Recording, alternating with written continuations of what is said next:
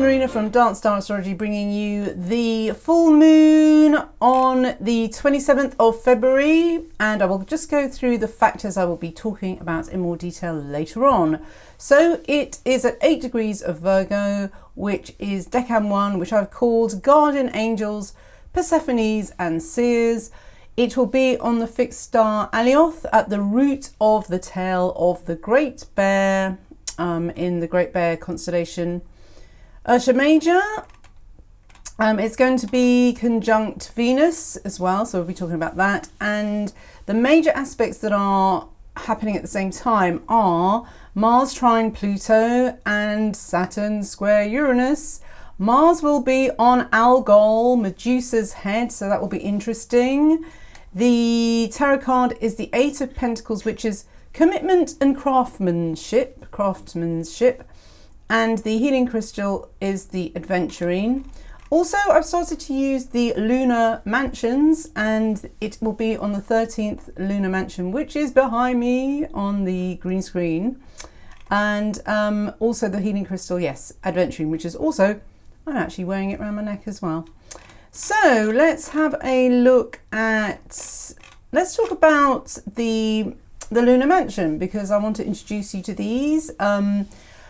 The way that they work is that they are a medieval magic, a medieval technique where people would make talismans during the time the moon was in this mansion. There'll be more details on the website if you want to know more about that.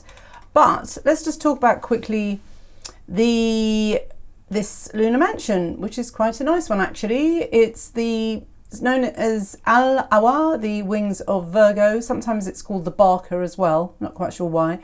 But the aggressive nature of the previous mansion converts into amorous union here.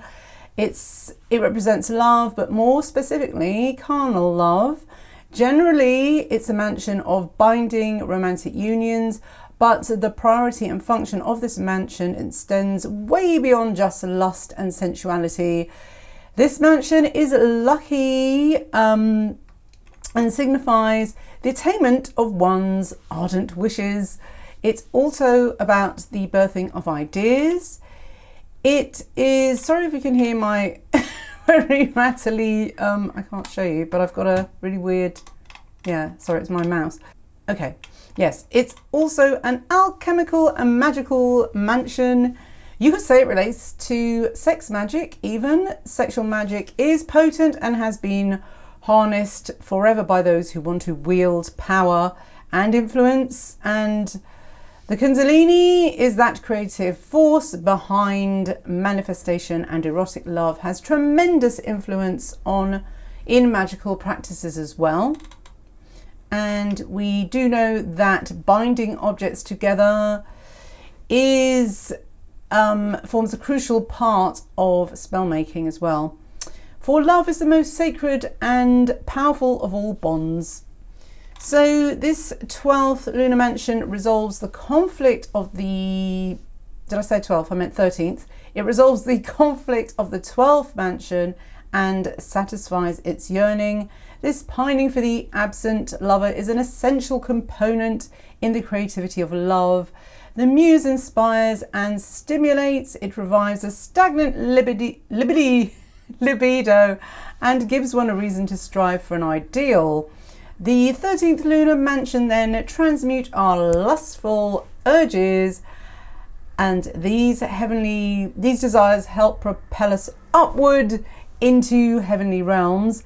It's transformative and spiritual despite its material beginnings and base beginnings. And the colour associated with this lunar mansion is leaf green. Now I actually chose the crystal to use for this as well. Where is it? Okay, yes, the aventurine, and you'll see why, because it's all about, well, it goes very well with balancing the yin-yang vibrations in couples, so it goes with that balancing effect. And green crystals also connect us with the heart chakra. I know I've got it on my throat, but yeah, it connects with the heart chakra there, and it brings loving tenderness into raw sex. And I would think it would also help cure any sexual dysfunction brought on by stress or performance anxiety. And by the way, yes, the lunar mansion, the spell that you do for this is actually also to cure impotence. So yes, both the crystal, here it is as well, both the crystal and the 13th lunar mansion also go quite well together for that. So maybe stick an aventurine under your lover's pillow if they need some help, or just forget to take off your aventurine pendant before any rumpety pumpety. Anyway, so yes, in the gallery, which I think I shall show it. I have some aventurine moon rings from Hawk House, and I'll leave the links below. And I have some raw aventurine rings from Blackbird and Sage. And there is also the green tourmaline earrings from Karen's Forgotten Treasures. So you can click below for details of those. Okay, so a little bit more about green aventurine. It's a stone of prosperity, promotes compassion and empathy. It relieves stammers and severe neurosis as well, and it stabilizes one's mind, one's state of mind, stimulates perception and enhances creativity, calms anger and irritation, and aventurine balances the male-female energy, which I mentioned as well. Oh yes, it's also very much a comforting kind of stone and a real heart healer as well. Dissolves negative emotions and thoughts, and it brings well-being and emotional calm, says charmsoflight.com. Now, I think at the moment so many people are suffering from anxiety, so I thought it was a good stone to pick as well. So I think it fits really well with the themes of this full moon, especially that it's also conjunct Venus as well. Now, there are some instructions on the website, linked below, how to make a lunar mansion talisman, but I'll just read out what the Picatrix says because it's quite interesting. So it says it's for the unbinding of men who are impotent with women and to place love between a man and a woman. So when the moon has come around to this mansion, fashion from red wax the image of an erect man, that is, with an erect phallus. Unless it be... Do you think I'll get banned from YouTube for saying that? No, I think that's fine, isn't it? Sorry. Yes, and let it always be the image of a man desiring to be in the act of love with a woman. From white wax, fashion the image of a woman. Bind the two together so that they are embracing.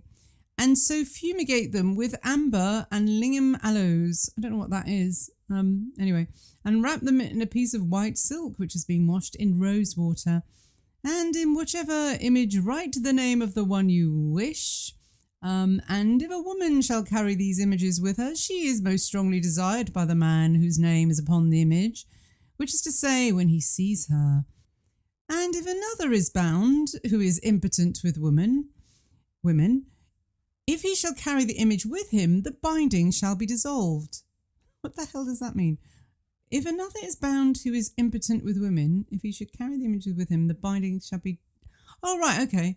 So I guess if you happen to be one of those men who is impotent with women and you carry these images around with you, the binding shall be dissolved. So maybe it's someone who's been arranged marriage to a woman that he doesn't actually fancy. If you do this spell, it can work the other way. You can unbind yourself. Anyway, who knows what's going through the mind of the Picatrix. But I just think it's interesting to read these things because it does at least help you get an idea of the energies that are flying around at this moment in time, because the moon is in this mansion.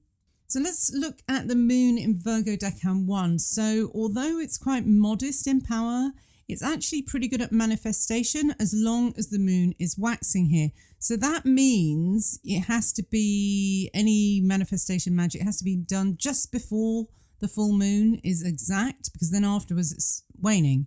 So this waning moon would show up any cracks and defects in the collective's personality. That's the collective as a whole. And I also noticed a number of musicians in my research for the moon here, and especially the ones who are distinctly unkept and grungy. And we can assume then that if the moon in Virgo Decan 1 can't be perfect, then it will be perfectly flawed and make an artistic statement out of itself. And this is also the perfect time, I would imagine, for promoting items and art that can be described as shabby chic. So leading up to this full moon, in the hours that it's waxing, will be great for magical works. And that's probably why it's interesting that this is the first moon that I'm doing in the new style with the lunar mansions that talks about magical works. So it's a nice initiation for that. Anyway, this can also translate as having the power of healing hands as well.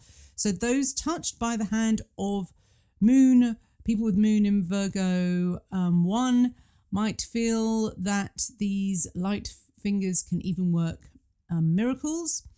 And if we're not particularly drawn to healing or nursing at this time, then manual dexterity can work miracles in other ways. So, there can be cathartic angst in our strumming or scribbles. However we use our hands, we will have the ability to bring toxins to the surface and allow pollution exposure for healing. So the purging action is particularly potent at the exact time of the full moon then for that. So purging toxins is probably okay for this full moon. But if you want to manifest something, just make sure you just do it before the exact full moon. So in the hours leading up. Another thing about this moon as well is that when you do bring up these toxins, if you're one of these people that do bring up the toxins to the surface, it doesn't look pretty, and you might find that you're being demonized for bringing the unacceptable or ugly reality into view. So on the website, there's all the times for the different places for when it's waxing, and then from what it's when it's waning. So check out that if you want to do any of this manifestation magic. So that's just the short version. If you want to come to Darkstar Astrology for the rest of it, it's all on audio, it's in depth, it talks about all those factors I mentioned before. So thanks for listening, all the best, bye bye.